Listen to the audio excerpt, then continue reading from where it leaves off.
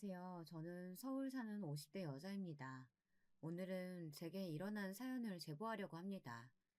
굴곡이 워낙 많았던 인생이라 제보할 사연이 많습니다. 그래도 그 중에서도 제일 통쾌하고 죽을 때까지 잊지 못할 사연이 있거든요.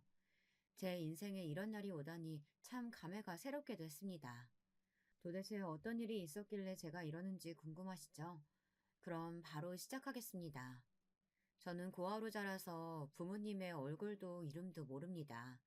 그냥 태어나서 바로 보육원 앞에 버려졌다고 하더라고요. 순애라는 이름도 보육원 원장님께서 지어주신 거고 생일도 정확한 날짜가 아닙니다. 제게 생일은 보육원 앞에 버려진 그날이거든요. 이렇게 자란 저는 학창시절에 친구가 한 명도 없었습니다.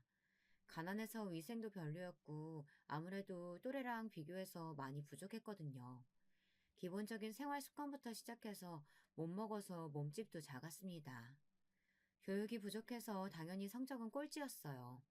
괴롭힘도 많이 당하고 보육원에서도 눈치를 많이 봤습니다. 다른 동생들은 좋은 가정에 입양되어 남부럽지 않게 사는 친구들도 있었거든요.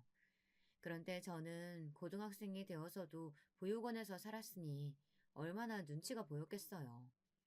그래서 일부러 학교 끝나고 혼자 운동장이나 도서관에 있다 보육원에 갔습니다. 주말에는 원장님의 눈치가 보여서 보육원을 나서서 청소하기도 했죠. 원장님은 제가 성인이 되자마자 바로 내쫓으셨습니다. 아직 고등학교 졸업식도 하지 않았었는데 당장 갈 곳이 없던 저는 너무 막막했어요. 그래도 원장님이 제가 일할 공장 하나는 알아보셨는데 그래서 가발을 만드는 공장에 가서 일을 했습니다. 몸은 힘들고 거기서도 텃세를 포함해 괴롭힘이 많았어요. 하지만 그래도 일하니까 아무 생각을 안 해도 좋았고 무엇보다 돈이 모이니까 좋더라고요. 다른 공장 언니들은 종일 일해도 그 돈을 부모님에게 뜯기는 경우가 많았습니다. 그런데 저는 고아라서 돈을 줄 가족도 없고 책임져야 할 사람이 없었어요. 혼자 저축을 많이 하게 되었습니다. 시간이 지나면서 텃세를 부리던 언니들과도 친해졌고 공장 일도 익숙해졌습니다. 저는 그때 그냥 그렇게 평생 일하면서 늙어 죽을 줄 알았어요. 제가 고하니까 가정을 이룰 거라는 기대도 하지 않았습니다. 그런데 인생은 내 마음대로 흘러가는 것이 아니라는 것을 그때 처음 알았어요. 공장에서 3년 정도 일했을 때 갑자기 사장님이 공장을 폐업했거든요. 직원들에게 미리 알려준 것도 아니고 통보라서 얼마나 당황했는지 몰라요. 다들 원망해도 힘없는 노동자의 말을 들을 리가 없었죠. 그래도 3년을 일하면서 서로 힘들 때 같이 울고 좋은 일이 있으면 같이 웃으며 버텼는데 섭섭한 마음이 들었습니다. 그때 공장에서 제일 친하게 지내던 영숙이 언니가 제게 말했어요. 순애야, 나 이번에 그냥 고향 내려가려고 하는데 너 언니 따라서 올래? 너 태어나서 바다 실제로 본 적 한 번도 없다며. 거기 가서 시장에서 일도 구하고 내가 고향 친구 중에 괜찮은 놈 있으면 소개도 해줄게. 어머, 언니. 나 그럼 언니 따라가도 돼? 나는 지금 이렇게 공장 망하면 당장 갈 곳이 없어. 고아라서 부모님도 없고 친구도 한 명도 없는 거 알잖아. 언니 따라가면 나야 너무 행운이지. 이 은혜 진짜 잊지 않을게. 저는 저랑 친자매처럼 가깝게 지냈던 영숙이 언니를 따라 생전 처음으로 다른 지역에 가게 되었습니다. 보육원이 있었던 곳은 내륙이라서 바다를 본 적이 없었거든요. 언니를 따라 도착한 곳은 진짜 바닷가였습니다. 거기서 제가 새로 일을 구할 때까지 영숙이 언니의 집에서 지냈어요. 다행히 언니의 부모님이 인심이 참 좋은 분들이었습니다. 덕분에 편하게 일을 구할 수 있었죠. 시장에 있던 국밥집에서 시장 내부의 다른 가게들이나 주변에 국밥을 배달하는 일을 구했어요. 공장에서 일했기 때문에 몸을 쓰는 일이라도 그렇게 많이 힘들지는 않았습니다. 그때 일했던 국밥집의 사장님도 굉장히 좋은 분이셨어요. 가족도 친구도 없는 제가 안쓰러운지 많이 챙겨주셨거든요. 그리고 저는 자연스럽게 영숙이 언니네 집에 돈을 주며 세를 사게 되었습니다. 세를 내기는 했지만 워낙 저를 많이 챙겨주셔서 딸처럼 지냈어요. 그때가 제 인생에서 몇 안 되는 행복했던 기간이랍니다. 그러나 저는 제 인생이 바뀌게 되는 경험을 하게 됩니다. 바로 영숙이 언니의 중학교 동창과 제가 연애를 시작하게 되었거든요. 일부러 언니가 소개해준 것은 아니었고, 정말 우연히 술에 취한 언니를 주인 아줌마가 데리고 오래서 갔다가 눈이 맞았어요. 첫눈에 반한다는 소리 아시죠? 여러분은 그런 경험 있으세요? 저는 첫눈에 반한다는 말을 굳건하게 믿는 편이랍니다. 왜냐하면 제가 그 증인이니까요. 영숙이 언니의 동생이었던 상철 오빠와 저는 그렇게 사랑에 빠졌습니다. 그리고 약 2년의 연애 끝에 저는 청혼도 받게 되었습니다. 그리고 문제는 그때부터 시작되었어요. 오빠는 아버지와 함께 배를 타고 생선을 잡는 일을 하고 있었습니다. 그러면 어머니와 남동생이 횟집에서 그 생선을 파는 일을 했죠. 횟집이 꽤 큰 편이라 그 횟집을 모르는 동네 사람이 한 명도 없었답니다. 동네에서 알아주는 큰 횟집이라 부자였고 또 인물들도 나쁘지 않아서 남자친구와 그 동생은 인기가 아주 많았어요. 실제로 우리가 연애할 때도 대놓고 제게 질투한 동네 아가씨도 많았답니다. 고아이다 직업도 별로인 애가 뭐가 좋냐는 말을 눈앞에서 들을 정도였으니까요. 남자친구는 그런 말은 신경 쓰지 말고 오로지 우리 둘의 관계만 집중하라고 했죠. 문제는 제가 청혼 받고 난 뒤 생겼습니다. 바로 남자친구의 어머니가 난리가 나셨거든요. 횟집 사장님은 본인 아들이 결혼한다고 말하는 여자가 저라는 사실을 너무 싫어하셨습니다. 원래 성격 자체가 드센 분이었는데요. 죽어도 이 결혼을 성사시키기 싫은지 제가 일하는 국밥집에 찾아와서 제 머리채를 잡으셨어요. 야, 이년아. 네가 우리 순진한 장난꼬셨지? 내가 우리 아들들을 어떻게 키웠는지 알아? 동네에서 유난이라고 할 정도로 애지중지 키웠어. 너처럼 근본도 없는 고아랑 결혼시키려고 그렇게 키운 줄 알아? 잠시만요, 어머니. 이거 놓으시고 말씀하세요. 저 머리가 너무 아파요. 어머니, 어머니 머리 다 빠질 것 같아요. 제발요. 어디서 어머니야? 내가 네 어머니야? 나는 너한테 어머니라는 소리 들을 생각 전혀 없다. 당장 네가 네 주제 알고 우리 아들하고 그만 만나. 알겠어? 우리 아들이 착해가지고 너 같은 년한테 순진하게 넘어가는데 나는 어림도 없어. 남자친구의 어머니인 횟집 사장님은 저를 찾아와서 진짜 시장 바닥에서 쥐잡듯이 잡으셨어요. 사람들이 쳐다보아도 전혀 신경 쓰지 않더라고요.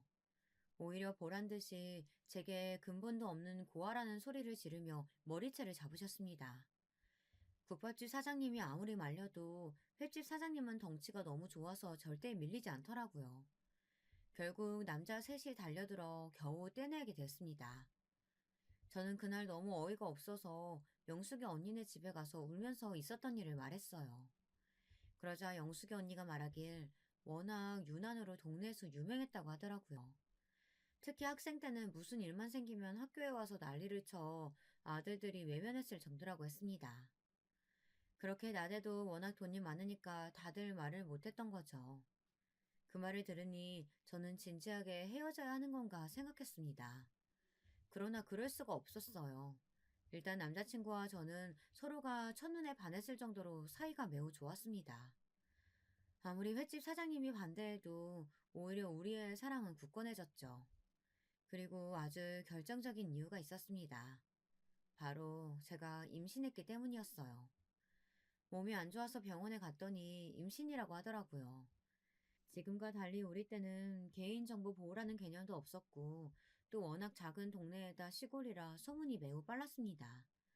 제가 산부인과에서 임신 소식을 듣고 울자 금방 소문이 동네로 퍼졌어요. 결국 횟집 사장님은 또 국밥집에 찾아와서 제 머리채를 잡았습니다. 남자들이 달려들어 말려도 그때는 꿈쩍도 하지 않았습니다. 제가 살면서 들어본 욕 중에 그때 들었던 욕이 제일 살벌했어요. 온갖 쌍욕과 함께 제 몸을 때리는데 그러다 우리 아기를 잃을까봐 얼마나 무서웠는지 모릅니다. 나중에 남자친구와 그 동생이 와서 겨우 말려 풀려날 수 있었어요. 만신창이가 된 저를 보고 남자친구는 미안하다고 엉엉 울었습니다. 그렇게 영숙이 언니의 집에 갔더니 언니는 완전 횟집 사장이 미친 사람이라고 경찰에 신고하자고 하더라고요. 이런 사태를 구해준 사람은 경찰도 아니고 바로 누구였는지 아세요? 남자친구도 아니고 바로 제 시아버지였습니다.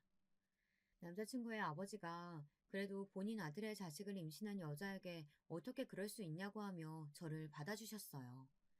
제가 남자친구를 따라 시댁에 인사 갔을 때 시아버지는 매우 인자한 미소로 저를 맞이했습니다. 아직도 그 웃음을 떠올리면 제 입가에 웃음이 떠오를 정도로 기억에 남아요. 뭐? 며느리? 당신 말 조심해. 나는 저런 년 내 큰며느리로 들일 생각 전혀 없으니까. 지금 우리 아들 뒤로 결혼하자고 집안 좋고 예쁜 여자가 줄을 섰어. 그걸 알면서도 저런 애를 며느리로 들이고 싶어? 제정신이야? 당신도 그만해. 아이는 혼자만 들었어? 우리 장남이 책임진다고 하잖아. 나 따라서 배 타는 일도 계속하면서 대를 잇겠다는데 왜 그래? 당신이야말로 우리 아들이 계속 우리 옆에 살았으면 좋겠다며. 결혼하고 같은 집에서 살면 오히려 좋지. 시아버지는 시어머니가 저를 대놓고 욕해도 앞에서 막아주셨습니다. 그렇게 저는 시아버지 덕분에 결혼에 성공할 수 있었어요. 그렇게 임신한 상태로 시댁에 가서 살게 된 저는 지옥이 시작되었습니다. 시어머니는 그냥 저라는 인간 자체를 싫어하셨거든요. 저를 보면 지나가는 바퀴벌레보다 못한 취급을 하셨어요. 제가 먹는 밥도 아깝다며 둘이 있으면 저는 그냥 굶어야 했습니다. 집에서 유일하게 제 편이었던 시아버지와 남편이 배를 타고 나가면 저는 그 시간 동안 내내 시어머니의 구박을 들어야 했습니다. 시어머니는 제가 집안일도 다 하고 횟집에 가서도 모든 일을 다 하길 원하셨어요. 집에 조그만 사탕 껍질이라도 거실 바닥에 있으면 임신한 저를 대문 밖으로 내쫓으셨습니다. 먹을 자격도 없다고 밥도 주지 않으셨어요. 횟집에서도 배가 불러 움직이는 게 힘든데 행동이 느리다고 대놓고 욕하셨어요. 그걸 보다 못한 주방 이모님이 몰래 저를 불러 음식을 먹일 정도였습니다. 그때 직원들이 몰래 뒤에서 저를 챙겨주지 않았으면 그대로 쓰러져서 유산까지 했을 거예요. 화장실로 불러 제게 과일을 먹이고 시어머니가 잠깐 나간 사이에 밥을 먹여준 직원들에게 아직도 고마운 마음이 있습니다. 제 얼굴만 보면 없는 짜증도 난다고 시어머니는 그냥 제가 눈에 띄는 것을 싫어하셨어요. 그나마 시아버지와 남편이 제 편을 들어주어 버틸 수가 있었습니다. 고아라는 소리는 어릴 때부터 들어 면역이 있었던 상태라 그나마 다행이기도 했죠. 처음으로 얼굴도 이름도 모르는 부모님에게 감사했을 정도였습니다. 제가 만약 조금이라도 사랑을 받았다면 무척 서러웠을 테니까요. 이런 시어머니의 행패는 제가 아이를 낳자 훨씬 심해졌습니다. 왜냐하면 우리 첫째의 성별이 바로 딸이었거든요. 안 그래도 남아 선호 사상이 심하고 본인 아들들을 무척이나 사랑하는 시어머니는 제가 딸을 낳자 대놓고 제게 꺼지라고 하셨습니다. 특히 시아버지와 남편이 없을 때는 저를 보고 뭐라고 하셨는지 아세요? 야 이년아, 그냥 집 나가라니까? 야반도주 하라고! 나는 네가 자고 일어나면 없었으면 좋겠다. 돈 필요해? 내가 줄게. 어? 그러니까 우리 장남 인생 다시 살게 네 딸 데리고 꺼지라고. 너랑 결혼한 것은 우리 아들 인생의 수치야. 어머니, 저 너무 미워하지 마세요. 제가 앞으로 노력할게요. 네? 딸 낳아서 실망하셨죠? 둘째는 꼭 아들 낳도록 할게요. 그러니까 조금만 봐주세요. 저 나가면 갈 곳도 없어요. 갈 곳이 왜 없어? 너 원래 공장에서 일했다며. 서울 가면 공장 많다. 거기 가서 어떻게든 살아. 제발, 응? 내가 오히려 부탁할게. 제발, 우리 아들한테 사라져. 시어머니는 나중에는 돈을 줄 테니 제발 집을 나가라고 하셨어요.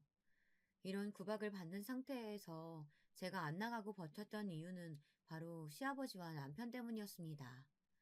그리고 제가 고아로 보육원에서 자라서 저는 제 아이는 무조건 부모가 있길 원했거든요. 남편은 저한테도 잘했지만 딸한테도 사랑을 많이 주었습니다. 그 모습을 보니 어떻게 시댁을 나갈 수가 있었겠어요. 시아버지와 남편은 나무 사상도 없었고 우리 딸을 예뻐했어요. 남편은 본인 엄마가 저를 괴롭히는 것을 알고 있었습니다. 그래서 제게 2년 정도만 같이 살고 나가자고 했어요. 시아버지도 제게 몰래 돈을 모아 나갈 수 있게 도와준다고 하셨죠. 그 말을 믿고 버텼습니다. 이런 상태에서 시어머니가 저를 싫어하시게 된 계기가 또 발생했습니다. 그건 바로 도련님이 결혼하게 되면서 동서가 새로 들어왔거든요. 고아에다 직업도 별로였던 저와 달리 도련님이 데려온 여자는 동네에서 유명한 아가씨였습니다.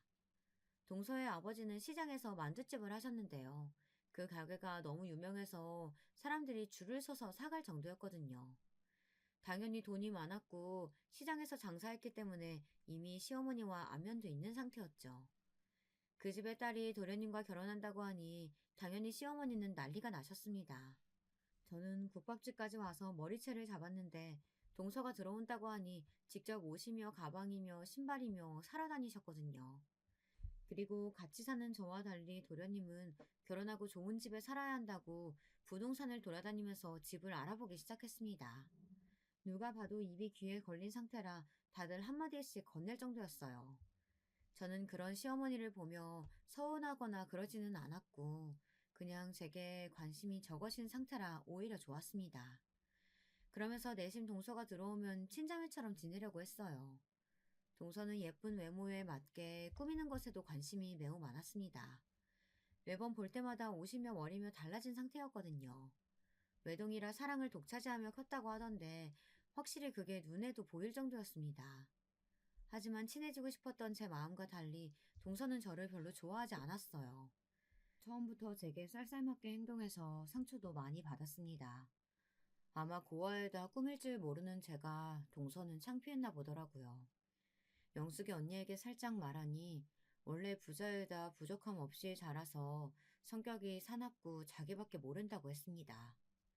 언니 말을 듣고 생각하기도 했고 또 없이 자라며 눈치가 늘었던 저는 저를 좋아하지 않는 동서를 보고 다가가길 멈추었습니다. 그저 시간이 흘러 빨리 분가할 수 있길 바랬죠. 시어머니는 원래도 동서와 가만히 있는 저를 비교하셨는데 동서가 아이를 낳자 아예 식구들 앞에서 더 비교하기 시작했습니다. 왜냐하면 동서도 저처럼 속도 위반으로 결혼했는데 아이의 성별이 바로 아들이었거든요. 안 그래도 동서를 예뻐하는데 그 동서가 아들을 낳으니 남아 선호 사상이 심한 시어머니는 동서에게 무한 애정을 보이셨어요. 우리 둘째 며느리는 얼굴도 예쁘고 마음씨도 착하니까 하늘에서 감동해가지고 아들 주신 건가 보다. 쟤처럼 근본도 없는 사람은 삼시남매가 딱 알아보거든. 아이고, 우리 손자 너무 예쁘다. 나는 우리 순자가 우는 소리만 들으면 자다가도 웃음이 막 나와. 시어머니는 우리 딸이 울면 시끄럽다고 저를 대문 밖으로 내쫓기도 하셨거든요. 그런데 시조카가 울 때는 우는 모습이 너무 예쁘다고 좋아하셨어요. 시어머니와 동서는 둘이 그들만의 세상에 빠져 있었습니다. 또 동서의 집에서 우리 시댁에 선물을 많이 보냈거든요. 그 집에서는 하나밖에 없는 딸이 시댁에 밉보일까 걱정됐던 건지 한우며 과일이며 명절마다 좋은 음식도 보내고 심지어 소파도 바꿔주더라고요. 그러면 시어머니는 또 소파에 누울 때마다 동서의 친정 칭찬을 그렇게 하셨습니다. 동서와 둘이 웃으면서 이야기하면 저는 옆에서 아이를 업고 걸레질을 하며 방을 쓸었죠. 제가 깎아준 사과를 먹으면서 동서는 은근히 저를 돌려서 욕하기도 했습니다. 그러면 시어머니는 그 말을 들으며 배를 잡고 깔깔댔어요. 저는 그걸 다 들으면서도 말할 수가 없어 그저 조용히 화장실에서 울었던 기억이 납니다. 사실 이렇게 된 이유가 하나 있기는 했어요. 동서는 제게 그렇게 호의적이진 않았어도 대놓고 욕하지는 않았었는데요. 어떤 사건이 발생한 이후로 저렇게 변했거든요. 그 사건은 아직도 억울해서 자다가도 눈이 번쩍 뜨일 정도랍니다. 그날은 동서가 시조카를 데리고 시댁에 놀러왔던 날이었습니다. 횟집이 아직 영업하기 전이었고 집에는 남자들은 없고 오로지 시어머니와 저 그리고 제 첫째 아이 시조카 이렇게 있었어요. 그때 우리 딸이 3살이었고 동서 아들이 2살이었죠. 동서가 온다는 말에 저는 그날도 새벽부터 일어나서 집을 쓸고 닦고 혼자 음식을 준비했습니다. 동서가 유독 갈비찜을 좋아했는데 그걸 만들어야 했거든요. 갈비찜도 만들고 시어머니의 구박을 들으며 정신이 하나도 없었습니다. 매번 동서가 올 때마다 이렇게 온 집안이 난리가 나서 저는 속으로 동서가 제발 안 오기를 바랄 정도였어요. 아무튼 그날 동서가 집에 왔는데 동서는 시댁에 오면 항상 아이를 제게 맡겼습니다. 저는 제 아이도 아닌데 제가 동서 대신 시조커에 기저귀도 갈고 밥도 먹이고 놀아주었죠. 그날도 역시 혼자 아이 둘을 돌보느라 너무 정신이 없었어요. 아이를 키워보신 분들은 아실 텐데 전 아이 때 아이들을 돌보면 뭐가 뭔지 하나도 몰라요. 그냥 너무 정신사납고 힘들고 이 시간이 빨리 지나갔으면 좋겠거든요. 사건은 동서가 집에 갈 때 발생했습니다. 갑자기 동서가 제게 표독스러운 표정으로 다가오더니 제 앞치마를 뒤지기 시작했습니다. 그러더니 거기서 반지 하나를 꺼냈어요. 형님, 이거 제 결혼 반지잖아요. 이게 왜 형님 앞치마 주머니에 있어요? 이거 지금 훔치려고 하신 거예요? 어떻게 이러실 수가 있어요? 어머니, 저 이러면 다시는 시댁 못 와요. 이게 말이 된다고 생각하세요? 아까 그거 내가 윤철이 돌보다가 주머니 안에 들어갔나 보다. 아까 윤철이가 동서 반지랑 스카프랑 입에 물고 있더라고. 동서 오해하지 마. 내가 설마 동서 물건을 훔치겠어? 여기 시댁이잖아. 내가 어떻게 할 수 있는 위치가 아니고. 그건 형님 사정이고요. 제가 그 말을 어떻게 믿어요? 제가 윤철이 봐달라고 했지. 언제 윤철이 손에 있는 반지랑 스카프 형님이 훔쳐가라고 했어요? 진짜 어이가 없네. 말이 되는 변명을 하세요. 동서는 제가 도둑이라고 몰아가기 시작했습니다. 저는 그런데 진짜 훔칠 생각이 없었고, 그게 앞치마 안에 있는 줄도 몰랐어요. 아이를 돌보다가 손에 있는 것을 앞치마에 넣었던 건데, 그게 일부러 그런 것은 아니잖아요. 아마 동서가 돌아간 뒤에 알았다면 반드시 동서에게 연락해서 돌려주었을 거예요. 그걸 훔친다고 해도 동네가 워낙 좁아서 만약 제가 그걸 팔았으면 금방 소문이 났을 거였거든요.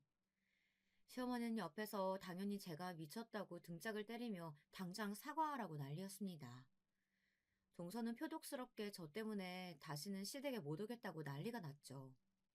결국 저는 동서에게 제 잘못도 아닌데 빌었습니다. 그날 동서가 집에 가고 시어머니는 제게 도둑년이라며 난리가 났어요. 너무 억울했지만 제가 아무리 말해도 들을 사람들이 아니었죠. 이 반지 사건 때문에 시어머니는 우리 딸과 저를 더 미워했습니다. 동서랑 사이는 돌이킬 수 없는 길을 건너게 되었죠. 이런 상태에서 저는 인생 최악의 시기를 맞이하게 되었습니다. 이때는 어떻게 버텼는지 모르겠어요. 이 사건은 시어머니가 친정에 갔을 때 일어났습니다. 시어머니의 친정은 차로 1시간이 걸리는 곳이었어요. 급한 일이 있어 친정으로 간 시어머니의 빈자리가 너무 좋았습니다. 구박하는 사람이 없으니 그냥 가만히만 있어도 웃음이 나왔어요. 남편도 결혼하고 제가 처음으로 활짝 웃는다고 좋아했습니다. 그런데 이 행복은 오래가지 않았어요. 왜냐하면 시어머니가 친정으로 갔던 셋째 날에 그만 시아버지와 남편이 바다에 갔다가 죽은 상태로 오게 되었거든요. 그날은 비가 무척 많이 오던 날이었습니다. 그래서 저는 걱정되어 둘에게 바다에 가지 말라고 했어요. 천둥까지 치던 날이라 무서웠거든요. 하지만 시아버지와 남편은 배를 탄 지가 오래되어 이 정도는 끄떡 없다고 하더라고요. 아버님, 여보, 진짜 오늘은 그냥 집에서 쉬어요. 네? 제가 맛있는 된장찌개도 끓여줄게요. 나 진짜 걱정돼서 그래요. 제가 아까 보니까 김 선장님은 오늘 집에서 쉰다고 하셨어요. 이런 날에 괜히 나갔다가 무슨 일이라도 생기면 어떡해요. 아가, 괜찮다. 진짜 괜찮다니까. 너는 아기랑 집에서 편하게 쉬고 있어. 내가 배를 몇십 년 탔는데 이 정도는 아무렇지도 않아. 그래도 날씨가 이러니까 금방 들어올게. 너무 걱정하지 말고 텔레비전 보고 있어라. 그날따라 이상하게 촉이 이상했고 날씨도 너무 거세서 저는 아기를 안고 배를 탄 남편과 시아버지를 끝까지 말렸습니다. 그런데 둘은 너무나도 완고한 상태였어요. 결국 배를 타고 바다에 나갔는데 그 모습이 사라질 때까지 우는 아이를 업고 보다 집에 돌아왔습니다. 그러다 아이를 재우다가 같이 잠들었는데 누군가 문을 세게 두드렸어요. 눈을 비비며 나갔더니 영숙이 언니가 온 얼굴이 눈물로 덮인 채로 제게 시아버지와 남편이 죽었다고 하더라고요. 순간 소름이 돋으며 현실을 믿을 수가 없었습니다. 영숙 언니는 집에 와 우리 아이를 대신 안고 저를 끌고 선착장으로 향했어요. 거기에 갔더니 진짜 둘의 시체가 나란히 바닥에 있었어요. 저는 죽은 남편과 시아버지를 보고 눈물도 나오지 않았습니다. 아마 현실이 믿기지 않아서 그랬던 것 같아요. 그 뒤로 무슨 정신으로 시어머니에게 연락했고 장례식을 치렀는지 모릅니다. 장례식 때 시어머니가 제게 죽일년이라고 말하면서 때렸던 것이 얼핏 기억이 나요. 그냥 멍한 상태로 계속해서 허공을 바라봤던 것 같습니다. 진짜 그냥 꿈을 꾸는 기분이었고 현실이라고 믿을 수가 없었거든요. 서방님도 제게 와서 왜 말리지 않았느냐고 소리를 질렀죠. 분명히 말렸는데 억울한 마음도 들지 않았습니다. 그저 이게 현실이 아니길 바라고 바랬어요. 그러나 현실은 현실이더라고요. 그렇게 저는 유일하게 제 편이었던 시아버지와 남편을 떠나보내게 되었습니다. 영숙 언니는 그런 제게 그냥 시댁을 떠나 혼자 아이를 키우라고 하더라고요. 하지만 그럴 수가 없었어요. 왜냐하면 그때 제 배에 둘째가 있었던 상태였거든요. 혼자 둘을 키울 자신도 없었고 또 이상한 죄책감이 저를 감싸고 있었습니다. 형수님, 제가 배랑 횟집은 다 정리했어요. 아내랑 저는 알아서 살 테니까 형수님은 적어도 양심이 있다면 우리 어머니 모시고 살아요. 알겠어요? 우리 엄마 저렇게 미쳐버린 거 다 형수님 때문이잖아요. 형수님이 집에서 우리 아버지랑 형을 제대로 말렸다면 이 사단 안 일어났어요. 사고가 나고 서방님은 대놓고 저를 원망했습니다. 동서는 그렇게 시댁에 자주 와서 시어머니와 시간을 보냈는데 사고가 난 후에는 얼굴도 비치지 않았어요. 예의상 안부 연락도 하지 않았습니다. 그런 동서를 이해할 수는 있었어요. 왜냐하면 시어머니는 사고가 나고 완전히 정신이 나가버렸거든요. 시어머니는 시아버지와 남편이 죽은 것을 인정하지 않았습니다. 제게 매일 아침 시아버지와 남편이 배를 타고 바다에 가야 하니 도시락을 만들라고 하셨어요. 제가 만들지 않으면 나쁜 년이라고 욕하며 소리를 질렀습니다. 그리고 도시락을 만들면 그걸 또 저보고 배에 가져다 놓으라고 했어요. 배는 이미 서방님이 마음대로 처분한 뒤라 잊지도 않았습니다. 시어머니가 저런 상태니까 횟집은 당연히 운영할 수가 없었어요. 제 의견은 듣지도 않고 서방님이 일방적으로 가게를 정리하고 1원도 주지 않았습니다. 저도 정신이 없어서 그때는 돈을 달라고 말하지 않았어요. 시어머니는 저렇게 시아버지와 남편이 살아있는 것처럼 행동하다가도 어느 날은 멀쩡히 정신이 돌아왔습니다. 정신이 돌아오면 제게 쌍욕을 퍼부으며 본인 남편과 장남을 살려내라고 난리를 쳤어요. 문제는 저한테만 그러는 것이 아니고 우리 딸한테도 미친 행동을 하기 시작했습니다. 어느 날은 제가 집안일을 하느라 시어머니를 신경 쓰지 않고 있었는데 집을 둘러보니 시어머니와 우리 딸이 없더라고요. 순간 촉이 이상해서 집안을 뒤졌는데 둘은 아예 밖으로 나간 것 같았습니다. 불길한 마음에 임신 막달인 몸을 이끌고 밖으로 나갔더니 시어머니가 글쎄 우리 딸을 바다에 던지려고 하는 거예요. 주위에서 사람들이 말려서 그나마 딸은 목숨을 유지할 수 있었습니다. 그 광경을 보고 저는 시어머니에게 사고 이후로 처음으로 소리를 질렀어요. 어머니, 도대체 왜 이러시는 거예요? 제발 정신 차리세요. 이런다고 아버님이랑 남편이 살아 돌아오지 않는다고 몇 번을 말해요. 제가 평생 모시고 산다고 했잖아요. 제발 용서하세요. 네? 네 새끼만 소중하냐? 나도 내 새끼 소중해. 옛말에 어린아이를 바다에 던지면 바다에 사는 신이 앗아간 목숨을 돌려준다고 했어. 나는 내 새끼랑 내 남편 보고 싶단 말이야. 시어머니는 우리 딸을 바다에 던지면 시아버지와 남편이 되돌아온다고 믿더라고요. 그 모습을 보고 저는 너무 힘들어서 엉엉 울었습니다. 사실 그때 형편이 너무 어려웠어요. 시아버지와 남편이 죽으면서 사망보험금이 나왔는데 그것도 서방님이 저 몰래 다 가져갔더라고요. 당장 생활비가 없어서 서방님 집으로 가면 동서가 매우 쌀쌀맞게 대했습니다. 그러면서 배랑 가게도 본인들이 정리해서 다 돈을 가져갔는데 우리에게 줄 돈이 없다고 하더라고요. 시아버지가 워낙 인맥이 넓어서 장례식장에 많은 사람들이 왔는데 받은 부의금도 없다고 했습니다. 아무리 따져도 동서와 서방님은 시어머니나 제대로 모시고 살라고 하더라고요. 제가 시어머니를 모시고 살려면 돈이 필요하다고 끝까지 돌아가지 않고 버티면 겨우 2만 원, 3만 원 정도를 주었습니다. 비참하고 자존심이 상했지만 그거라도 없으면 당장 어린 딸과 시어머니를 굶겨야 해서 눈물을 머금고 가져왔던 기억이 나요. 저라도 밖에서 일하려고 해도 시어머니는 저렇게 미쳐있고 딸은 어리고 게다가 저는 임신한 상태여서 일할 수도 없었습니다. 그나마 남편이 독립한다고 모아두었던 돈이 있어서 그걸로 버티던 상태였어요.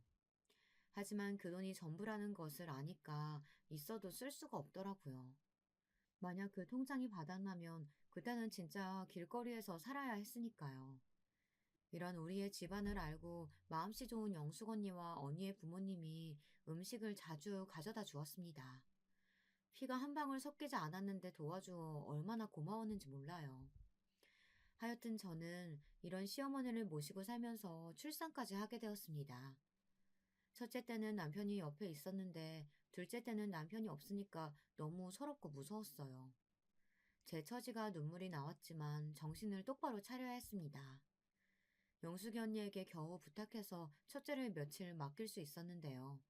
그것도 신경 쓰여 저는 3일 만에 둘째를 낳고 퇴원했습니다.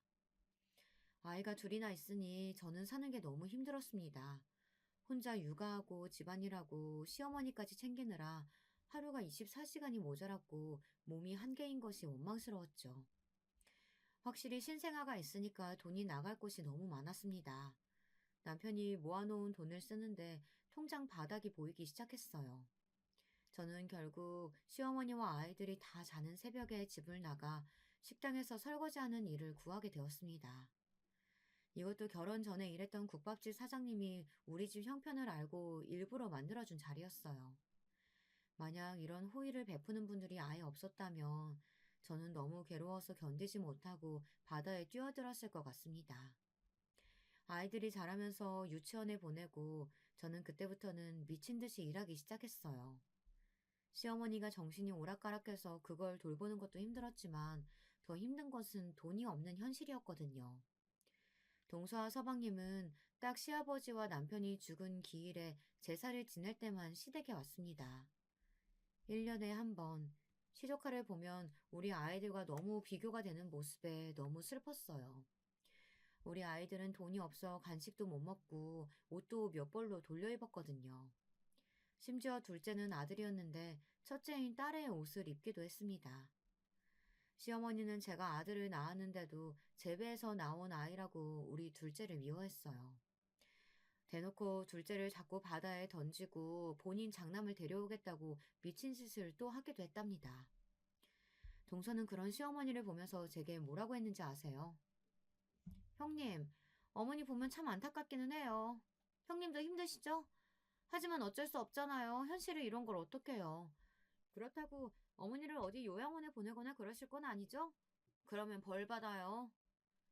그런 생각 해본 적도 없어.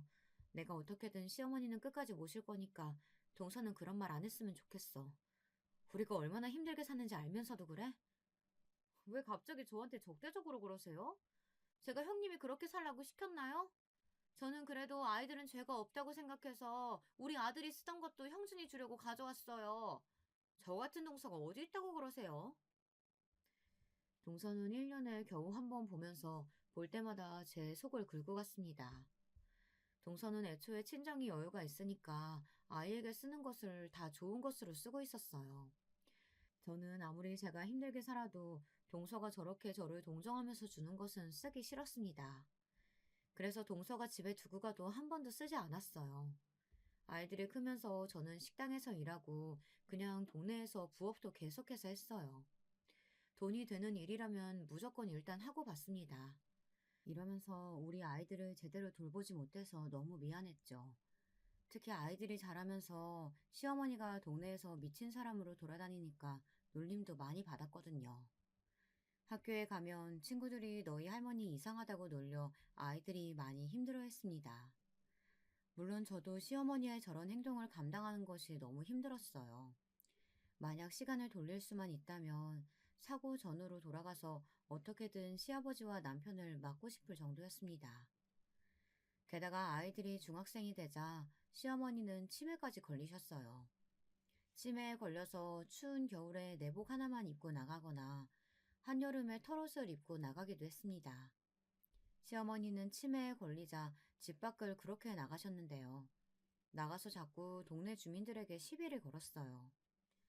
아, 너희 시어머니 때문에 네가 마음고생 장난 아니겠다. 진짜 나는 하루도 못 버틸 것 같아. 제일 최악은 바로 너희 시동생하고 동서야. 시동생은 특히 본인 엄마가 저런 상태면서 어떻게 나 몰라라 할 수가 있어? 언니, 말도 마. 나는 이제 포기했어. 저게 사람인가 싶다니까.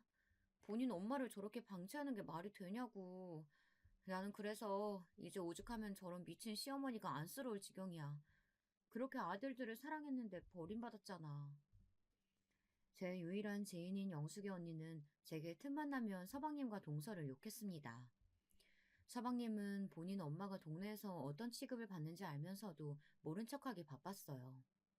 심지어 나중에는 제사 때도 오지 않더라고요. 제가 횟집과 배를 팔고 남은 돈으로 제목도 있지 않느냐고 했더니 유산 소송의 시효 기간이 지났다면서 제게 돈에 눈이 멀었다고 했습니다.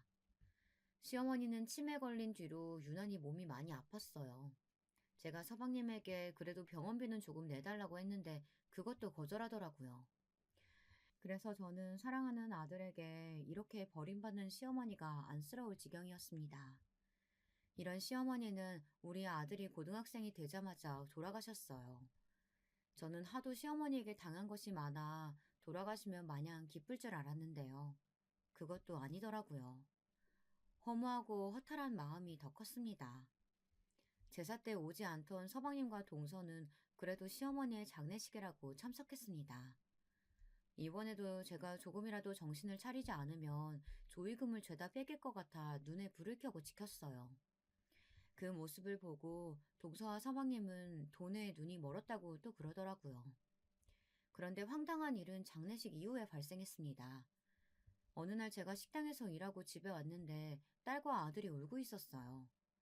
제가 무슨 일이냐고 했더니 부동산에서 오더니 집을 나가라고 했다는 거예요. 너무 황당해서 부동산에 갔더니 제게 뭐라고 했는지 아세요? 그 집 할머니가 명의자였어요. 그런데 죽었다면서요. 그래서 아들이 처분했어요. 나는 그냥 서류에 나와 있는 대로 처리한 거니까 그쪽 집안 싸움은 알아서 해요. 일단 집은 당장 이번 주 내에 빼주셔야 돼요. 아니, 사장님, 이건 아니죠. 물론 이 집 명의가 시어머니였던 건 맞아요. 그런데, 아니, 지금 이렇게 쫓겨나면 저랑 우리 아이들 당장 갈 곳이 전혀 없어요. 이러면 안 되잖아요. 법이 왜 이래요? 힘없는 사람들은 이렇게 죄다 뺏겨야 돼요? 아이, 사정은 안타까운데 우리도 이게 최선이에요. 일단 저도 모르는 내용이니까 그런 건 가족들이랑 상의하세요. 영업해야 되니까 나가세요. 부동산에 아무리 따져도 돌아오는 대답은 같았습니다. 알고 봤더니 서방님이 시어머니의 재산이었던 집을 팔아버렸더라고요. 그 과정에서 제게 물어보지도 않았죠. 저는 당장 길거리에 나앉게 생겨서 서방님의 집을 찾아갔습니다. 그랬더니 서방님과 동서는 오히려 당당한 태도로 나오더라고요. 서방님은 본인 엄마가 죽어서 재산 처리를 했는데 뭐가 문제냐고 했습니다. 어찌나 당당한지 제가 잘못한 줄 착각했어요. 동서는 애초에 친정에 돈도 많다면서 불쌍한 제게 너무 차가웠습니다. 제가 엉엉 울면서 제발 살려달라고 빌자 서방님과 동서는 본인들이 자선사업가는 아니라고 하더라고요. 결국 저는 그대로 쫓겨나 영숙이 언니의 집에 가 얹혀 살았습니다. 너무 눈치가 보여 일주일 만에 단칸방을 구해서 나왔는데 잠도 오지 않더라고요. 영숙이 언니는 제게 서방님과 동서 욕을 하느라 밤을 새울 정도였어요. 단칸방을 구하고 저는 그때부터 미친 듯이 일하기 시작했습니다. 아이들이 그때는 다들 제 손길이 급한 유아는 아니었어서 그냥 돈이 되는 일이면 다 했습니다. 그런데도 시어머니의 병원비 때문에 대출받은 빚이 너무 많았어요. 돈을 벌어도 빚을 갚느라 다 쓰게 되었습니다. 서방님과 동서는 제게 돈을 다 가져갔으면서도 본인 엄마의 병원비는 갚을 생각도 하지 않더라고요. 너무 서럽고 서운하고 울분이 터졌습니다. 제일 슬펐던 것은 이런 상황에서 제가 할 수 있는 게 아무것도 없다는 거였어요. 변호사를 선임해서 고소하는 것도 시간이나 돈이 있는 사람이 가능하잖아요. 저는 당장 하루라도 일하지 않으면 먹고 살 수가 없으니 그런 것을 할 수도 없었습니다. 서방님과 동서는 시댁 집을 팔아 가게 하나를 열었어요. 시장 안에 아주 큰 고깃집을 열고 운영했습니다. 시장에 갈 때마다 그 가게를 보면 속이 뒤틀리는 기분이 들었죠. 제가 할 수 있는 일이 아무것도 없다는 사실이 너무 슬펐습니다. 이러다가 사건이 하나 발생하게 되었어요. 이 사건은 우리 가족에게 절대 잊지 못할 사건이랍니다. 우리 아들은 굉장히 순하고 의젓한 아들인데요. 제 속을 썩인 적이 한 번도 없습니다. 태어나서 아빠가 있던 시절도 없어서 제게 아픈 손가락이었죠. 불우한 환경에도 엄마인 저랑 누나를 얼마나 챙겼는지 몰라요. 순수하고 착한 아이라서 항상 제 버팀목이었답니다. 이런 아들이 어느 날 표정이 너무 어두웠어요. 무슨 일 있냐고 물어도 아무 일 없다고 하더라고요. 급하게 딸에게 물었더니 딸이 제게 말했습니다. 학교에서 수학여행 간다는데 우리가 형편이 어려우니까 못 간다고 선생님께 말했대. 그런데 선생님이 전교에서 제 한 명만 수학여행에 불참한다고 하셨나 봐. 그게 사실이기도 하고. 그래서 최대한 가는 쪽으로 엄마 설득하라고 했는데 애가 그걸 말 못하는 거야. 저는 딸의 말을 듣고 너무 슬퍼서 눈물이 나오더라고요. 아들은 혼자만 수학여행을 못 가니까 가고 싶어 한다고 했습니다. 그런데 그때 우리 집 형편이 너무 어려워서 어려운 상태였어요. 제가 아무리 돈을 벌어도 대출을 갚고 월세를 내고 애들 먹을 최소한의 끼니를 챙기면 남는 돈이 없었습니다. 남는 돈이 아니고 아예 부족해서 월말에는 저는 아예 끼니를 굶는 상태였어요. 딸의 말을 듣고 급하게 일하던 식당에 가서 미리 돈을 받을 수 있냐고 해도 어렵다고 했습니다. 영숙이 언니도 그때 남편이 도박해서 집안 꼴이 말이 아니었어요. 저는 포기할까 싶다가도 아들이 그렇게 원하니까 꼭 보내주고 싶었습니다. 그래서 결국 가기 싫었지만 자존심 다 버리고 동선의 집으로 향했습니다. 동선은 제가 집에 왔다는 것을 보고 집 안으로 들어오라는 소리도 없었어요. 대문 밖에 세워두고 무슨 일이냐고 하더라고요. 동서, 20만 원만 좀 빌려줄 수 있을까? 나 저기 식당에서 일하는 거 알지? 월급 받으면 동서한테 바로 줄게. 아들 수학여행비가 부족해서 그래. 어? 내가 돈 안 받고 동선에 가서 설거지하고 힘든 일 다 할게. 어떻게 안 될까? 싫어요. 아, 그리고 우리도 형편 어려워요. 형님은 그렇게 돈에 눈을 멀었으면서 20만 원도 없어요? 아, 있어도 못 주니까 가세요. 동서는 여유로운 친정과 잘 나가는 가게 때문에 돈이 많아 전원주택에서 살고 있었어요.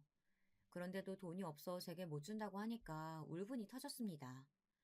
자존심을 다 버리고 무릎까지 꿇고 엉엉 울며 애원했는데도 동서는 그런 저를 무시했어요. 결국 저는 대문 앞에서 몇 시간 동안 울면서 있었습니다. 어떻게든 아들을 무조건 수학여행을 보내주고 싶었거든요. 결국 동서는 집에서 찬물을 가지고 와 제 얼굴에 뿌렸습니다.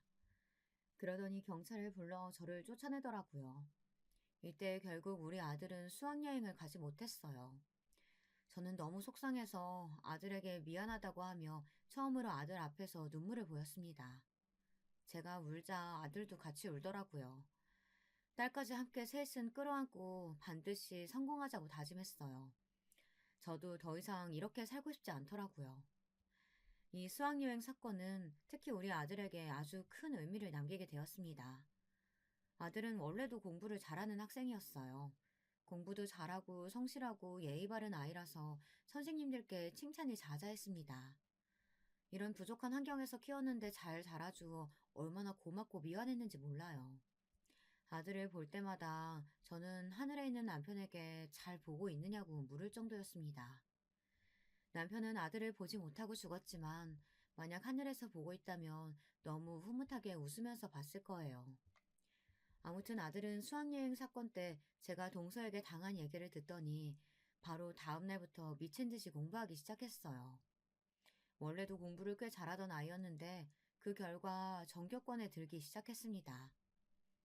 아들, 몸 챙겨가면서 공부해. 엄마는 네가 그러다가 잘못될까 봐 너무 무섭다. 밥도 먹고 잠도 자면서 공부해야지.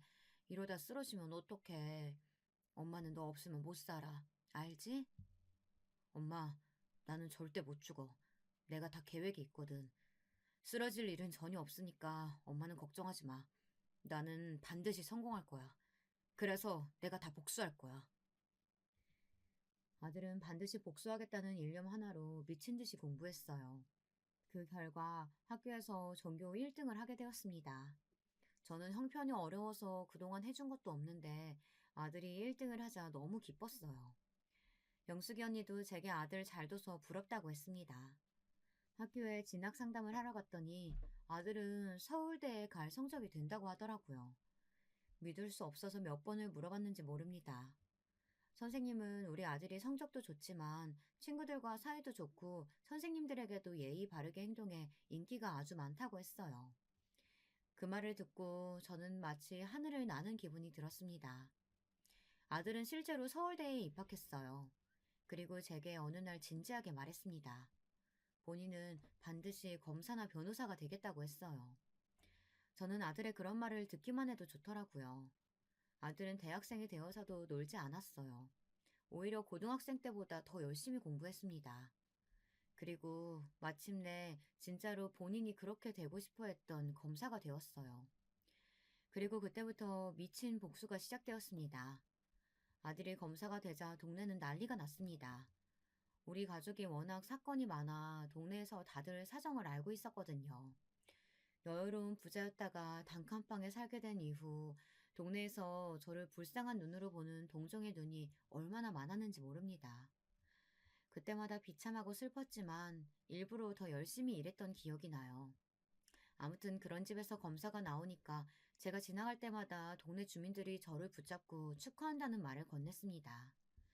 그리고 아들은 수학여행비를 안 주고 인연을 끄는 동선의 집안을 짓밟기 시작했어요. 형님, 제가 죄송해요. 그동안 우리가 잘못했어요. 그러니까 제발 가게 영업 제대로 하게 해주세요. 네? 이러다 우리 진짜 망해요. 죄송해요. 남편 지금 쓰러졌어요. 어느 날 동서가 엉엉 울며 저를 찾아왔습니다.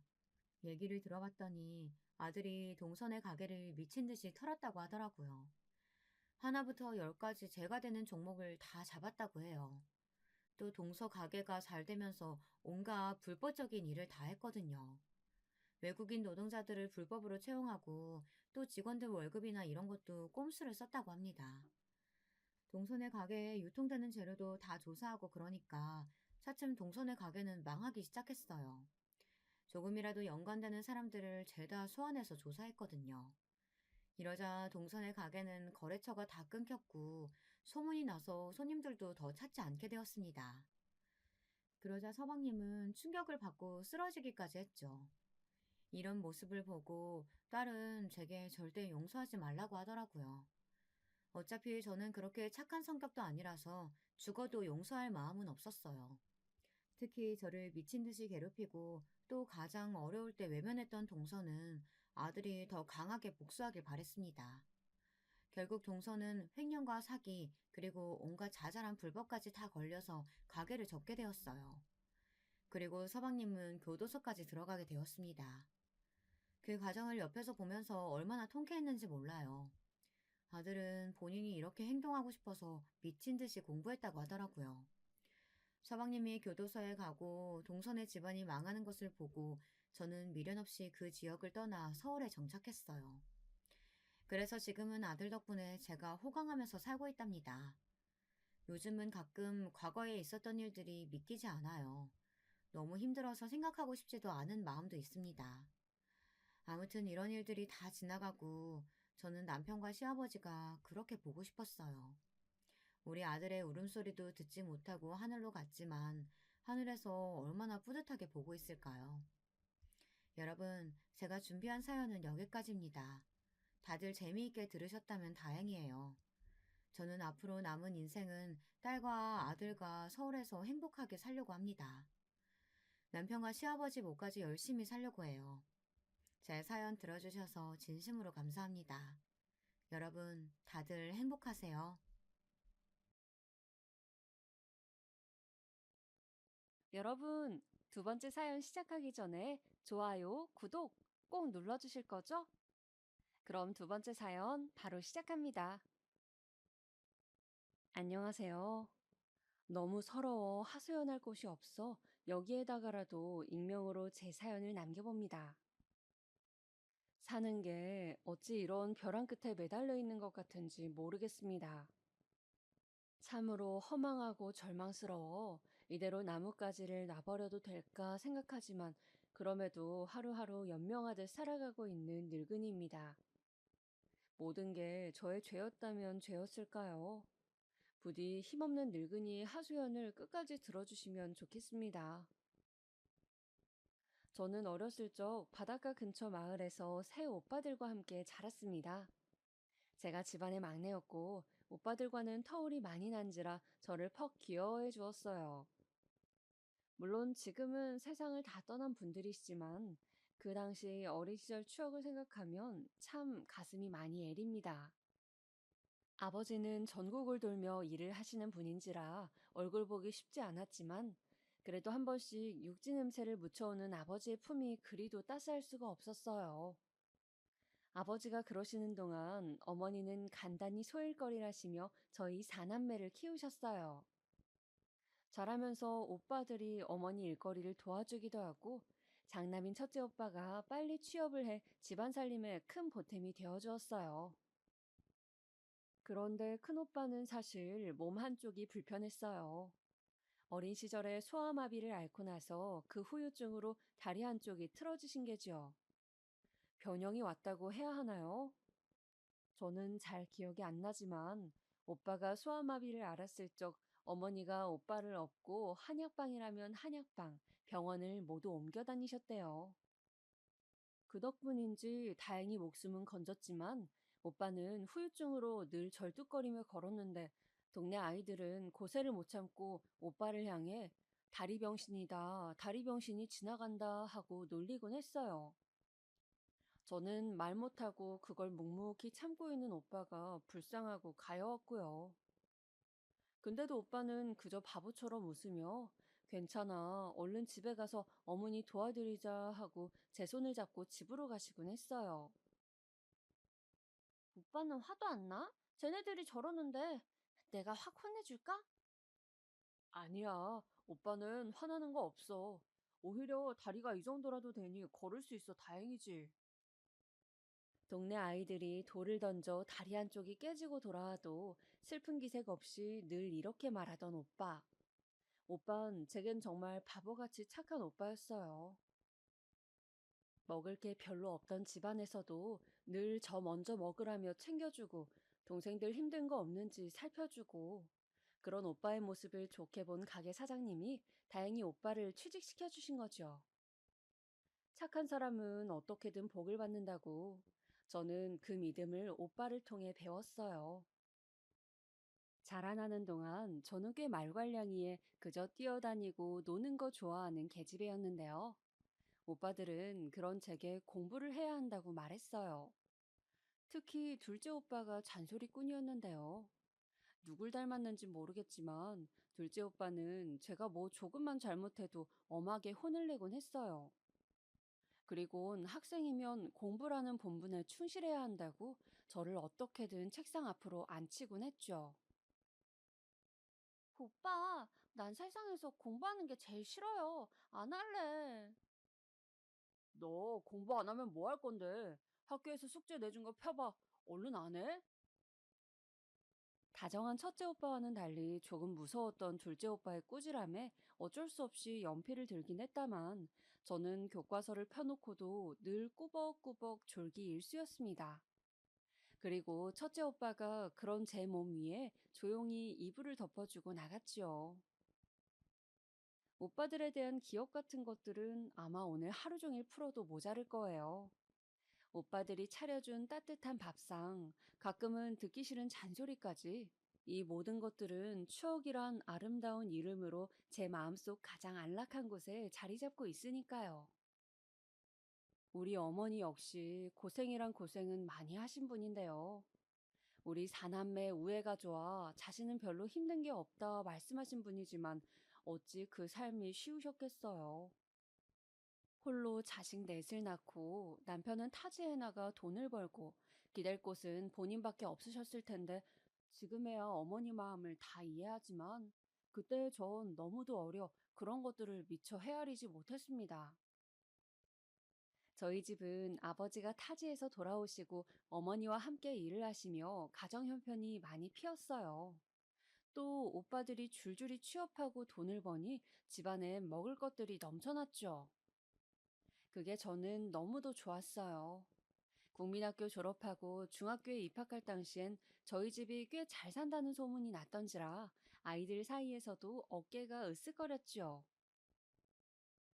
정이야, 맛있겠다. 나 한 입만 주면 안 돼? 나도. 정이 부럽다. 넌 맨날 이런 거 먹고 사는 거야? 우와.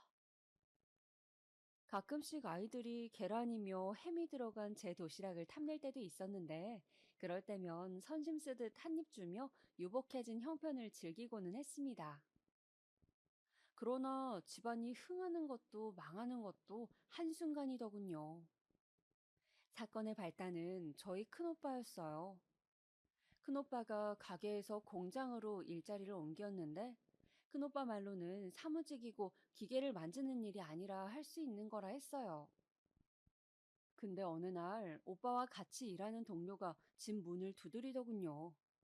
나가보니 오빠의 다리가 기계에 끼어 급하게 빼내긴 했지만 상태가 너무 심각해 병원으로 이송 중이라고 하더군요. 아이고, 어째 이런 일이. 어머니는 그 자리에서 바로 주저앉아 오열을 하셨고 아버지는 헐레벌떡 저와 함께 병원으로 뛰어들어갔습니다. 하지만 마주한 오빠의 상태는 정말이지 처참했습니다. 소아마비 후유증을 앓고 있던 그 절뚝이 다리, 그 다리가 완전히 망가져 있더군요. 수술을 받아야 한다 했지만 의사도 장담하지 못한다고 했습니다. 우리 장남 어찌하면 좋아요, 여보. 정이야, 어찌하면 좋으니? 어머니는 애간장이 끓듯 목을 놓아 우셨고, 저는 오늘 아침까지만 해도 해맑게 웃으며 공장으로 출근하던 오빠가 생각이 나 울음을 멈출 수 없었습니다. 수술을 끝마친 오빠는 의식이 없었지만 다리를 잃은 꿈을 꾸기라도 하는 건지 자면서도 눈물을 보였습니다. 그렇게 오빠가 다리 한쪽을 잃은 완전한 장애인이 되면서 어머니는 당분간 일을 그만두시고 오빠 돌보기에 집중하시게 되었죠. 거기다 치료비며 여러 가지 한두 푼 들어가는 게 아니니 다른 오빠들이 벌어온 돈도 금방 동이 났고요. 그리고 그때 저는 시집을 가든 취업을 하든 해야겠다고 생각했어요. 가정 형편도 기울어져 가고 저라도 다른 곳에서 제목하며 사는 것이 어머니 아버지 걱정을 덜어드리는 길인 것 같더군요. 그러던 길에 마침 괜찮은 자리를 발견했어요. 친하던 언니가 저를 데리고 서울로 가주겠다고 하더라고요. 거기서 같이 자기랑 살면서 일을 하자고요. 정이야, 서울이 돈도 많이 주고 여기 있는 것보다야 훨씬 나아. 나랑 같이 가자. 늘 서울을 동경하던 언니였는데 언니는 저를 꼭 데리고 가고 싶어 했어요. 서울 너무나 낯선 곳이었기에 어머니나 아버지나 처음엔 안 된다고 했고 그럼에도 제가 가겠다 오기니 어쩔 수 없이 허락하셨어요. 정이야, 꼭 거길 가야겠니? 그냥 여기서 우리랑 살다 시집가도 될 터인데. 아니에요, 엄마, 아빠. 나 열심히 일해서 어떻게든 우리 집 살림에 보탬이 될 거예요. 잘할 수 있어요. 그때 제 목소리엔 어떤 결기가 묻어 있었습니다. 고생하는 우리 오빠들, 엄마, 아빠를 생각하면 못할 게 없다는 그런 결기 말입니다. 피부치와 헤어지는 마음이야 저 역시 찢어질 듯 아팠지만 언니와 서울에 도착할 때까지도 눈물 한 방울 보이지 않으며 앞으로의 미래만을 생각했던 것 같습니다. 언니나 저나 수중에 가진 돈이 많지 않아 어쩔 수 없이 열악한 방 한 칸에서 서울살이를 시작했는데요. 돈이 없으니 밥을 굶는 건 일상이었습니다. 허나 그렇게 비참함의 길목을 헤집고 헤집다 언니도 저도 같은 곳에 취직을 할 수 있게 됐습니다. 바로 동네 밥집이었는데요. 손님이 많고 장사가 잘 되는 집이라 돈을 많이 줄 것 같아 택한 거였어요. 언니와 저 둘 다 주방 일과 음식 나르는 일 두 가지를 다 했는데 10시간 동안 쉬지 않고 일하니 처음에는 당장이라도 때려치고 싶을 정도로 너무너무 고단했어요. 집만 오면 녹초가 되어 바닥에 쓰러져 자곤 했지요. 허나 그럼에도 돌아오는 돈은 그리 많지 않아 슬슬 서울 생활에 회의감이 생겼죠. 그러던 어느 날 우연히 식당에 놀러 온 손님 한 분이 제게 관심을 보이면서 서울살이가 즐거워지기 시작했어요. 자기는 사업을 하는 사람인데 여기 식당 밥맛이 좋아 서울에 오면 이곳부터 들린다고 했어요. 가게를 끝날 때쯤 아주 늦은 시간에 와 밥을 먹고 갔는데 그러다 보니 가끔은 저와 이런저런 이야기를 할 수 있었죠. 저희는 보통 고향 이야기를 많이 했어요. 정희 씨는 고향 그립지 않아요? 나는 나주가 고향인데 요즘은 고향 생각이 참 많이 나요. 어머니 아버지도 그립고. 고향이 나주예요? 저도 그래요. 근데 내려갈 수도 없고 그냥 가끔 가다 사진 한번 보고 그러는 게 전부지요. 그 사람은 옷차림이나 말하는 거나 좀 달랐어요. 사업하는 사람이라 그런지 말투나 가벼운 행동 같은 것들도 무척 세련되어 보였고요. 나와 다른 세계 사람 같아 그런지 슬슬 어떤 사람인지 궁금해지더라고요. 근데 이런 제 관심을 알아차렸는지 그 사람은 언젠가부터 제게만 따로 팁이라며 돈을 주고 갔고 어느 순간에 이미 우리는 결혼을 약속하는 사이가 되어 있었죠. 결혼을 할 때서야 정말 오랜만에 친정 식구들을 만났는데 정말 몇 시간 내내 이야기꽃을 피웠던 것 같아요. 어머니가 장작불에 구워주신 고구마를 베어 먹으면서 이런저런 그간의 이야기를 나누는데 제 손을 꼭 잡아주며 잘 살아야 한다 정이야 하고 따뜻하게 말씀해 주시는데 눈물이 고였습니다. 그렇게 설레는 마음으로 시작한 결혼 생활이었지만 현실은 달랐습니다. 일단 남편은 사업을 하는 사람인지라 집에 자주 들어오지 못했어요. 미안해, 당신 혼자 집에 있게 해서. 대신 이번 출장 빨리 끝내고 돌아올게. 알았어요. 난 괜찮으니 여보 몸 조심해요. 결혼하고 얼마 안 돼 바로 애가 생겨 그때는 제가 뱃속에 첫 애를 베고 있을 때였는데 남편은 거의 집에 있던 적이 없었어요. 그 바람에 너무 외로웠습니다.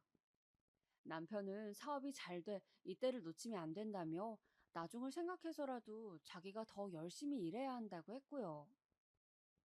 그렇게 몇 달에 한 번 남편을 보던 와중 첫째 애를 출산했을 때야 다시 그리운 남편과 재회할 수 있었는데 눈물부터 나더라고요.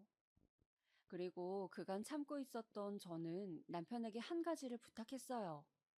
아이도 낳았고 하니 이젠 좀 출장 가지 말고 집에 있으면 안 되냐고요. 혼자 있으니 너무 외롭고 힘들었어요. 그냥 돈 좀 덜 벌어도 되니까 집에 있으면 안 돼요?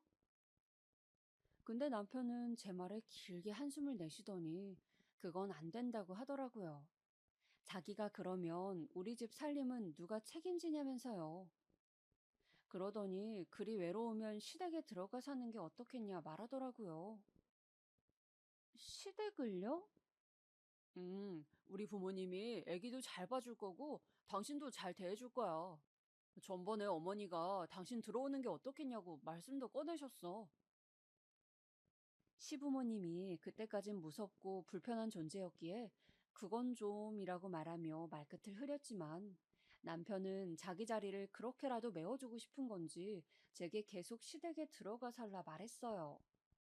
거기다 시부모님까지 이 얘기를 들었는지 남편이 다시 떠나자 여자 혼자 집에 있으면 위험하다고 무섭게 말씀하시더군요. 처음 몇 번은 거절을 했지만 그것도 한두 번이지 시부모님의 부탁을 마냥 거절할 순 없는 노릇이라 어쩔 수 없이 들어가 살게 되었죠. 하지만 시댁 들어가니 다시 외로워도 좋으니 돌아가고 싶을 정도로 생활이 고단하고 퍽퍽했습니다. 시부모님은 그저 저를 한낱 종으로 대했는데 그 정도가 어느 정도였는지는 말할 길이 없습니다. 한겨울에 아이 없고 얼음띤 물에 시누이부터 시작해 온갖 시댁 식구들 빨래를 하는 건 일상이었고 삼시세끼도 모자라 5끼를 차려내야 할 때도 있었습니다. 그것도 늘 10첩 이상의 밥상으로요.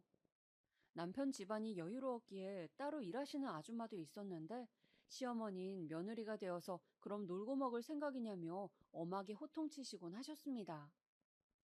거기다 시누이 성질머리도 보통이 아니었던지라 이 모든 집안 사람들 성격 맞춰가며 일하다 보니 어느새 저는 없어지고 그저 누군가의 며느리만 남아있더군요. 거기다 명절날 어쩌다 그리운 친정에 가려 하면 그것도 그렇게 눈치를 주시곤 했습니다. 네 집은 참 꼬박꼬박 간다. 거기 가는 게 그리 좋으니? 금방 올게요, 어머님. 갔다가 괜히 내 아들 고생시키고 그러지 마라. 아무래도 일하느라 힘든 애야. 네, 어머님. 아유, 엄마도 참. 이제 들어가세요. 남편이 겨우 말려 집에 들여보냈었기에 망정이지 따라오기라도 할 기세였습니다. 그렇게 자기 아들은 아끼고 도시면서 며느리는 왜 그것에 반에 반에 반대접도 안 해주시는 건지 서러움이 목 끝까지 차오르던 세월이었어요. 그것을 남편에게 푼 적도 있었지만 남편은 그때마다 곤란한 표정을 지었어요. 당신 마음도 이해하는데 나이 드신 부모님한테 대들 순 없잖아. 라고 하면서 말입니다. 생각해보면 남편은 참 우유부단한 사람이었습니다. 거기다 나중엔 저 몰래 저지른 일을 생각하면 정말 제게 못할 짓을 한 사람이었죠. 남편은 그 시절 여전히 출장이 많았는데 한 번씩 여자의 향수 냄새 같은 걸 묻혀오곤 했습니다. 눈치가 없는 건 아니라 설마 했지만 내 남편이기에 믿고 넘어갔죠. 젊은 분들은 이해가 안 되시겠지만 제 시절엔 많이들 그리 참고 넘어가고 살았습니다. 그저 제게 귀하고 소중한 건 제 자식뿐이었죠. 우리 아들 커가는 낙, 저를 엄마라고 불러주며 안기는 그 얼굴만이 제 삶의 전부이고 이유였습니다. 그래서 그랬던 걸까요? 특히 첫애에 대한 애착이 무척이나 강했습니다. 제게 떼어놓을래야 뗄 수가 없는 존재였죠. 또 첫애에 대한 애착이 강해진 계기가 하나 더 있었는데요. 첫애는 저희 오빠처럼 어린 시절 자주 아팠습니다. 오죽하면 시어머니께서 네 뱃속에서 나와 그런 거 아니냐, 아님 우리 장손이 왜 이리 골골대라고 뭐라 하실 정도였으니까요. 그때마다 시어머니 불만 섞인 소리가 듣기 싫었지만 그보다 더 괴로운 건 아이가 아픈 거였어요. 정말 얘가 내 뱃속에서 나와 일이 아픈 건가 하는 생각이 저도 한두 번씩은 들었으니까요. 그래도 감사한 건 시부모님 덕분에 아이가 늘 좋은 치료를 받았고 건강하게 잘 자랐다는 겁니다. 그리고 저는 아들이 4살쯤 되었을 때 연달아 둘째, 셋째까지 갖게 되었는데 둘째, 셋째가 어느 정도 자랐을 무렵에는 이제 어디 하나 부러지는 곳 없이 쌩쌩하게 잘만 걸어 다녔으니 그것만으로도 감사할 일이었죠. 또 첫째는 동생들을 알게 모르게 굉장히 많이 챙기는 아이였습니다. 어렸을 적엔 시부모님에게 구박받는 저를 신경 써주었던 것처럼 아이들 공부를 알려주고 숙제 검사를 하고 가끔은 밥 챙기는 것까지 제가 못하는 세세한 부분들을 첫째가 도와주었습니다.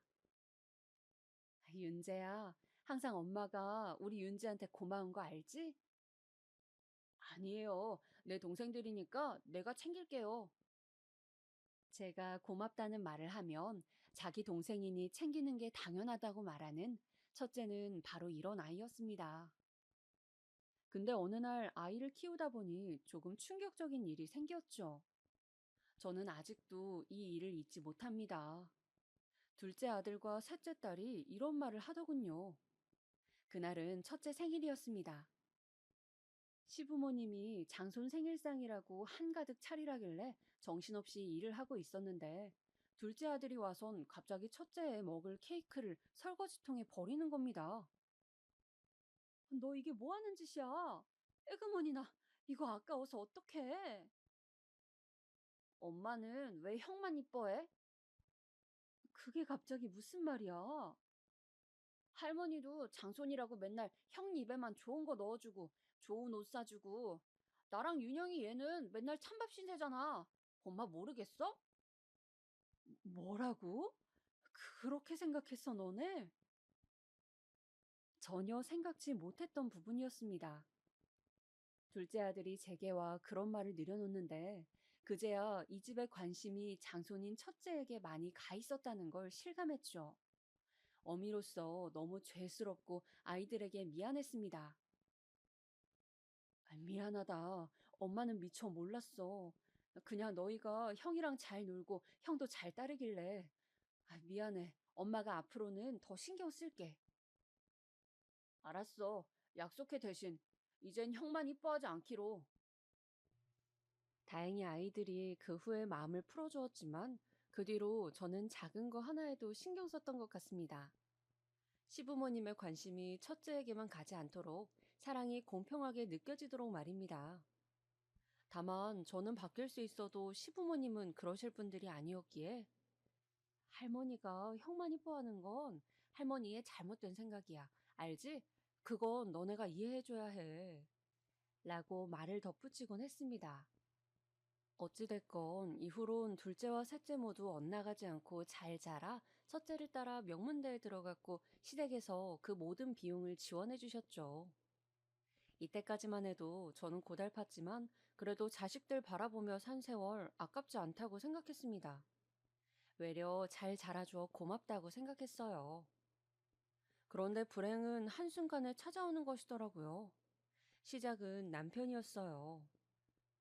언젠가부터 제 눈을 피하며 대화를 하지 않으려 하던 남편이 어느 날은 잔뜩 술에 취해 집에 들어와선 대뜸 이혼을 요구했습니다.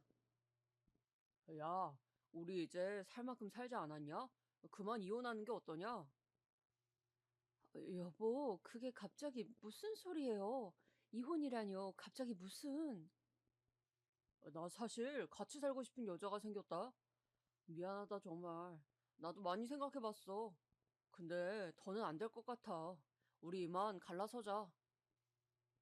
손이 부들부들 떨려왔습니다. 내가 뭐 때문에 지금껏 이 시집살이를 참고 살아왔는데, 당신 하나 보고 자식 키우며 살았는데, 지금 이제 와서 다른 여자 생겼다며 가정을 깨트리자니, 당신 미쳤어요? 알아, 다 알아. 위자료 넉넉히 챙겨줄게. 그러니까 헤어져 주라 부탁할게. 아니요, 그것만은 절대 못 해줘요. 절대 안 돼. 내가 왜 해줘야 해? 못 들은 걸로 할게요. 그렇게 말하고 돌아섰지만 눈물이 후두둑 흘렀습니다. 아이들이 대학 가고 난 후 홀로 시부모님 모시며 살던 시기 벼락같이 찾아온 이 일은 제 마음을 무너뜨리고 또 무너뜨렸습니다. 참 어찌 사람 마음이 이렇게 얄팍할 수 있는지. 날 외롭게 하긴 했어도 우리 아이들한테 충실하고 가정을 살피는 사람이라고 생각했는데 모두 저만의 착각이었습니다. 다음날 남편이 마음을 고쳐먹고 술 취해 한 말이니 잊어달라며 용서해달라고 했지만 그 상처는 평생의 상처가 되었습니다. 거기다 남편이 또 바람필 거란 보장이 없는 것도 아니었죠. 그 후론 남편과 대면대면 말도 거의 섞지 않고 지냈던 것 같습니다. 어차피 원래 얼굴도 잘 안 보던 남편이었으니 딱히 불편할 것도 없었어요. 하지만 가끔 남편에게서 전화가 올 때마다 들려오는 여자 목소리는 우라통을 치밀어 오르게 했죠. 남편은 여전히 바람을 피고 있는 게 분명했으니까요. 그러던 어느 날 저는 또 한 번 청천벽력 같은 일을 맞이하고 이 일로 시어머니까지 쓰러지시게 되는데요. 여느 때와 다를 바 없는 평범한 날이었는데 불길하게 울려오는 전화기를 든 순간 충격적인 내용이 들려왔습니다. 시부모님과 함께 병원으로 불이 나게 뛰어갔는데 남편과 낯선 여자가 응급실에 누워 있더라고요. 심하게 다친 쪽은 남편 쪽이었어요. 아니, 이게 어찌 된 일입니까? 두 분이 동승한 상태였고 건너편 트럭 운전수가 음주운전을 한 것으로 보입니다. 저는 본능적으로 이 여자가 남편을 상간녀라는 걸 알 수 있었습니다. 나중에 사실을 확인해 보니 남편은 그날 이 여자와 함께 시댁 소유의 별장으로 향하던 길이었고 둘만의 밤을 보내려 했던 모양이었어요. 하지만 가던 길 사고를 당해 그렇게 가버린 것이죠. 남편의 장례를 치르고 난 후 한동안은 멍하게 보냈던 것 같습니다. 시어머니도 병원에 있는 상황에서 제가 무엇을 해야 할지 모든 게 막막했습니다. 옆에서 위로해주던 아이들이 없었더라면 더 혼란스러웠을 겁니다. 허나 그 와중에도 해야 할 일이 있었어요. 재산이 제게로 모두 넘어온 상황이라 일단은 그것부터 처리를 해야 했어요. 어떻게 할까 고민을 하다가 저는 이것을 모두 큰애에게 넘기기로 했습니다. 당시 사회에 나가 일을 하고 있는 사람은 큰애뿐이었던지라 재산을 받으면 알아서 동생들에게 나누어주고 챙겨줄 거라고 생각했으니까요. 하지만 이것이 얼마나 큰 재앙이 될지 그 불길함을 느낀 것은 불과 한 달 후였어요. 큰아들은 재산을 받자마자 저에게 일말의 통보도 없이 그냥 미국으로 날아가 버렸습니다. 나중에서야 그 소식을 둘째에게 듣고 전화를 해보았더니 아, 엄마, 저 아무래도 오래 있게 될 것 같아요. 사업차 나가는 거예요. 라고 하더군요. 아, 그래? 알겠다. 대신 몸 조심하고 타지니 음식도 함부로 먹으면 안 돼. 네, 엄마, 알겠어요. 끊을게요. 그날따라 큰애의 목소리가 유달리 차갑게 느껴졌던 것은 기억의 왜곡일까요? 허나 그렇게 전화를 끊고 나서도 저는 큰애가 미국에서 힘들게 지낼 게 예상돼 잡생각을 하다 잠에 들곤 했습니다. 아직까진 품 안의 자식이었으니까요. 재산이 넘어가고 난 후 큰애는 늘 하던 안부 전화도 점점 시들해져만 갔습니다. 어느 날은 바빠서 못했다. 어느 날엔 전화하는 걸 까먹었다. 매번 반복되는 핑계 같은 말들에 어미인 저도 섭섭했습니다. 첫째가 변하지 않았다고 믿고 싶었지만 조금씩 제 마음 한구석에서도 불안한 감이 솟기 시작했어요. 얘들아, 윤재한테 연락 오니? 가끔씩 아이들한테 물어봐도 둘 다 고개를 내저을 뿐이었어요. 그리고 몇 년이 지나 명절날에도 연락이 없어지니 인정하게 되었습니다. 첫째가 완전히 변했다는 것을 말입니다. 허나 문제는 이것만이 아니었습니다. 둘째 아들과 셋째 딸은 저에게 성을 내기 시작했습니다. 특히 둘째 아들의 분노가 상당했습니다. 첫째가 미국을 가고 3년 후쯤 한 아가씨를 데려와 결혼을 했는데 첫째가 그 결혼식에 오지 않았거든요. 처음에 그 소식을 듣고는 저도 놀라 첫째에게 바로 전화를 걸었습니다. 다행히 전화는 받더군요. 그래도 동생 결혼식인데 시간을 내서 와야지. 어떻게 형이 돼서 안 오겠다는 거야? 엄마, 여기 사업이 워낙 바빠서요. 그래도 제가 축의금 넉넉히 붙였어요. 아니, 돈이면 다인 거야? 가족 결혼식인데 형인 네가 있어야지. 제가 미국에 있잖아요. 어쩔 수 없어요, 저도. 아이는 그런 식으로 말을 하곤 전화를 툭 끊었고, 심지어 둘째 말론 그 축의금 액수도 굉장히 보잘것 없었다고 했습니다. 둘째는 결혼식이 끝나고 신혼여행을 다녀오자마자 그 원망을 저에게 쏟아내었고요. 이게 형이야? 엄만 형이 우리 챙겨줄 거라 생각해서 그 모든 재산을 다 준 거냐고. 저는 여기에 대고 할 말이 없었습니다. 어쨌든 그 결정을 한 것은 저였으니까요. 제 편을 들어줄 거라 생각했던 셋째 딸 역시 마찬가지였어요. 다 엄마가 자초한 일이야. 엄마가 해결해. 하며 집으로 가버리더군요. 딸도 재산 문제에 있어서 저에게 크게 섭섭한 것이 틀림없었습니다. 허나 이제 와서 상황을 고치려 해도 무슨 수가 있겠습니까?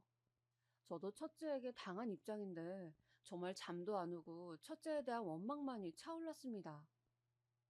그 와중에 시부모님 상까지 치러야 했습니다.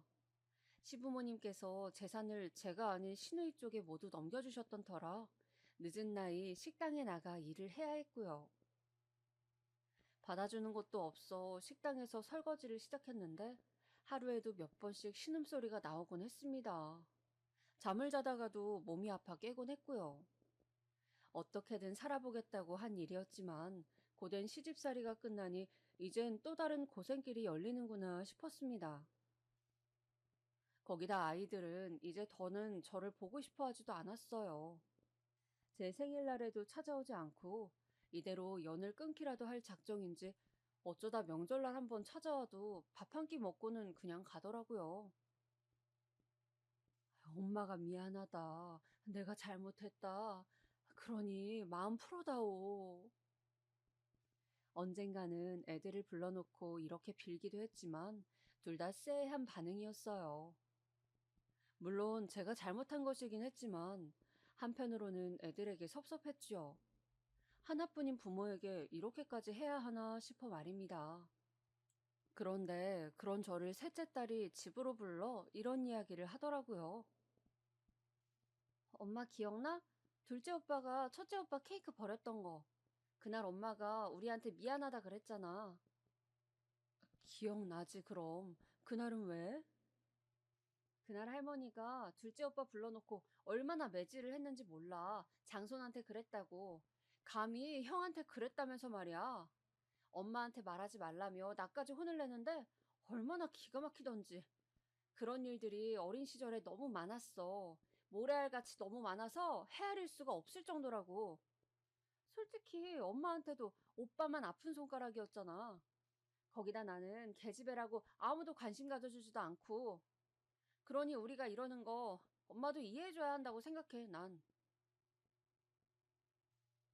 상상도 못했던 이야기였습니다. 그날 그 이야기를 듣곤 얼마나 내가 자식들의 고통에 무지했던 사람이었는지 그걸 지금에서야 알게 된 스스로가 너무 바보 천치 같았어요. 어찌된 영문인지 그 후론 몸이 전보다 더 자주 아팠어요.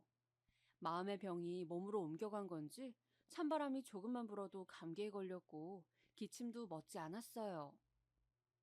그리 많은 나이도 아니었는데 같은 나이대 여자들에 비해 제가 훨씬 늙어 보였죠. 환갑이 아니고 칠수는 넘어 보이는 얼굴이었으니 얼굴도 보기 싫어 어느 순간부턴 집안의 거울을 죄다 치워버렸습니다. 그러던 어느 날 나이가 들면 병은 다 오는 거라지만 저에게도 그 순서가 찾아오고야 말았습니다. 폐암이었고 결과를 알게 된 후로 바로 수술을 받긴 했지만 언제 재발할지 모르는 상황이었죠. 거기다 힘겨운 항암 치료가 남아 있었으니 이대로 죽었으면 하고 바라기도 했었습니다. 사실상 좁은 방 한 칸에 내 몸 하나 건사하고 사는 것도 벅찼고 항암 치료비로 돈이 나가면 또 일을 해야 하는 처지였는데 그 현실을 견디기도 버거웠으니까요. 거기다 찾아와주는 사람도 없이 홀로 침대에 누워있으니 자꾸 우울한 생각만 하게 되더군요. 그런데 사람이 죽으라는 법은 없는지 어느 날 너무나 그리운 얼굴이 찾아왔습니다. 기다리고 기다리던 얼굴이었어요. 소식 듣고 왔어요.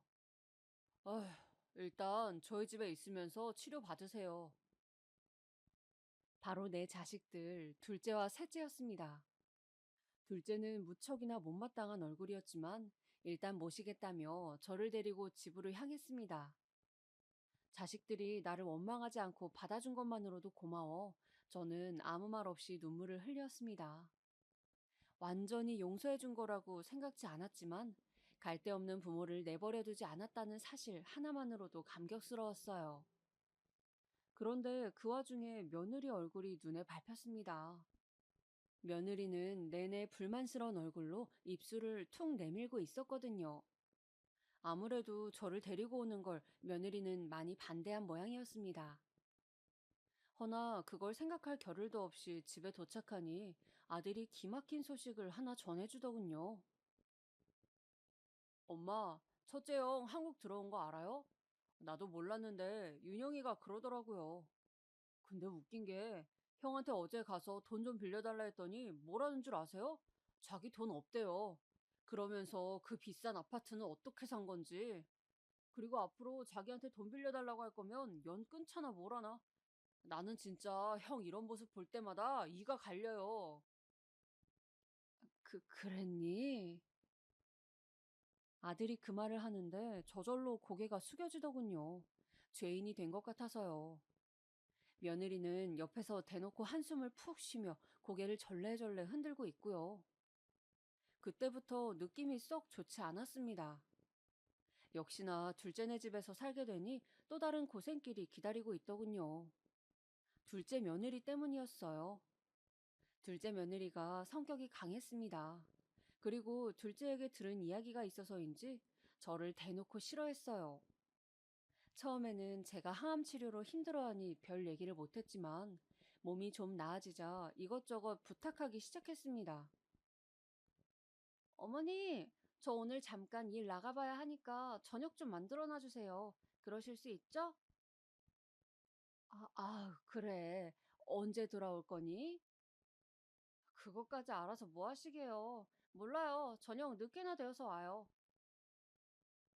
둘째 며느리는 둘째가 차린 회사에서 같이 일을 하고 있었는데 아이를 안 낳고 둘끼리만 살고 있었습니다.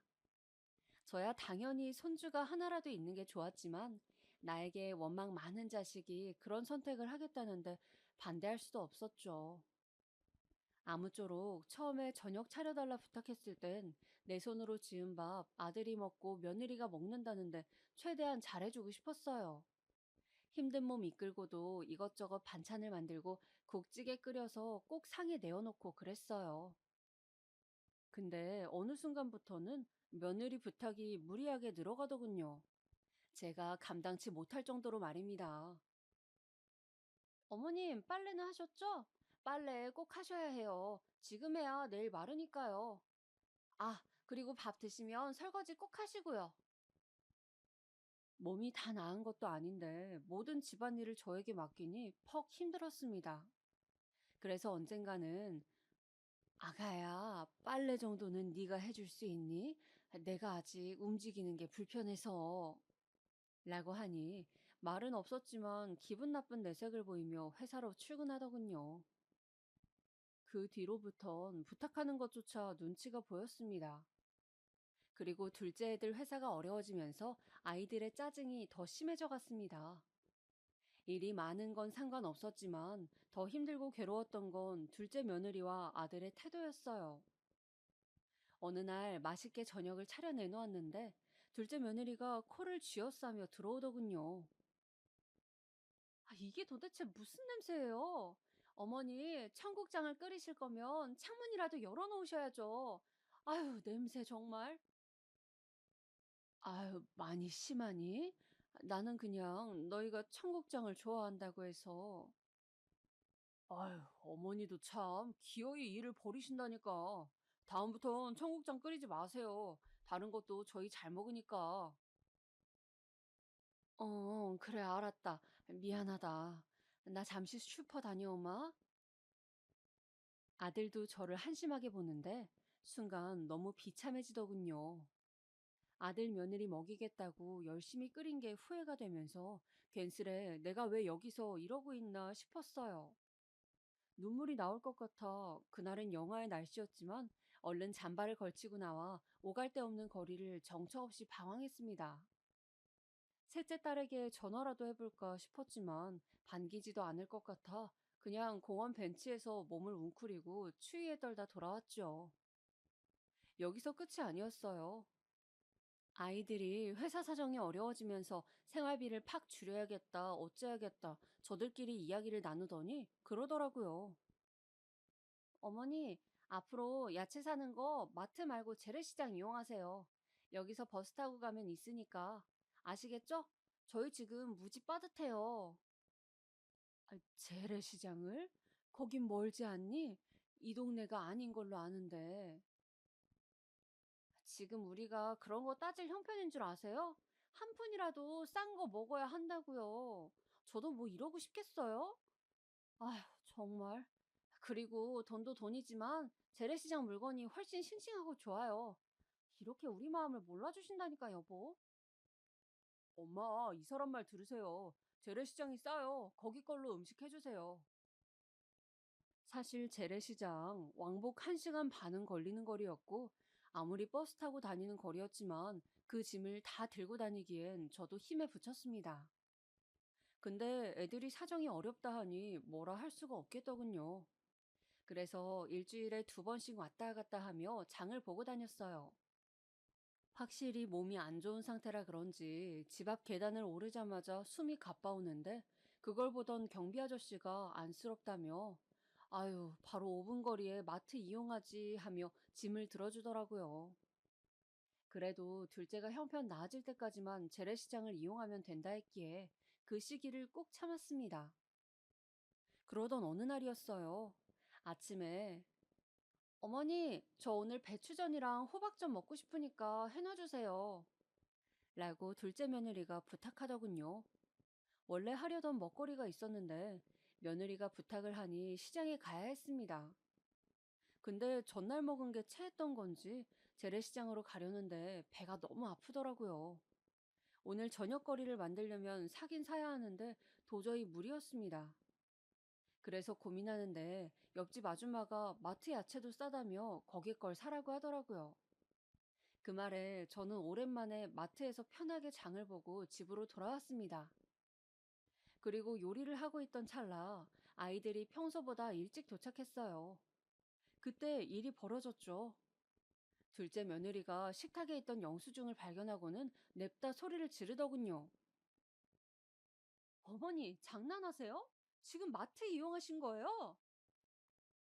아유, 그게 말이다. 내가 배가 아파서. 원래는 나도 시장 가려 했지. 근데 상황이 안 됐다. 미안하다. 오늘은 네가 이해 좀 해다오. 고작 배 아프시단 이유로 마트를 가셨다고요? 우리는 쇠가 빠지게 일을 하고 왔는데 어머니는 몸 편하게요? 도대체 머리는 왜 들고 다니세요? 힘들게 일하는 가족 생각 안 하세요? 아, 얘야, 아무리 그래도 말이 너무 심하지 않니? 뭐가 심해요? 자식한테 버림받지 않고 데리고 살아주면 고마운 줄 알아야지. 어딜 돈을 싸지르고 다녀요? 너무나 충격적이었습니다. 내가 첫째에게 재산 준 벌이 이렇게 큰 것이었나 하는 생각이 들며 눈물이 떨어지는데 둘째는 그걸 보면서도 가만히 있더라고요. 며느리는 계속해서 고함을 지르고요. 결국 어쩔 수 없이 둘째네를 뛰쳐나와야 했습니다. 그리고 셋째 딸 집으로 향했어요. 제가 알고 있는 유일한 주소지가 거기였으니까요. 딸은 절 보더니 조금 놀란 얼굴로 엄마, 여긴 웬일이에요? 하고 묻더군요. 그래서 저는 이런저러한 일이 있었다며 모든 일을 털어놓았습니다. 말하는 중간중간 눈물이 왈칵 올라와 흐느낌을 주체하지 못했죠. 근데 제 편을 들어줄 줄 알았던 마지막 동아줄 같던 딸은 모든 이야기를 들은 후 냉정한 어투로 엄마, 그래서 뭐 저보고 어떻게 해달라는 거예요? 라고 하더군요. 아니, 그게 어찌 해달라고 하는 게 아니고 나는 내가 전번날에도 말하지 않았어요? 오빠가 이러는 이유 엄마도 대가는 치르셔야죠. 저는 더 할 수 있는 게 없어요. 그러니 저한테 와서 머리 아프게 이러지 마세요. 솔직히 말해서 엄마가 한 짓 생각하면 당해도 싸요. 뭐라고? 들으셨잖아요. 애 아빠 올 시간 됐어요. 나가주세요. 그 길로 저는 딸내의 집에서도 내쫓기고 말았습니다. 저는 요즘 삶에 대한 아무런 의욕도 느끼지 못하고 있습니다. 그저 찜질방에서 하루하루 연명하듯 살아가고 있는데 암이 재발하든 뭐가 됐든 간에 하늘이 내 목숨을 스스로 거두어 가셨으면 좋겠다고 생각할 뿐이에요. 그래요. 아이들 말대로 저에게도 책임이 있습니다. 그러니 뿌린 대로 거두는 거겠죠? 하지만 마지막으로 여러분들에게 묻고 싶습니다. 제가 정말 그렇게 죽을 죄를 지은 것입니까?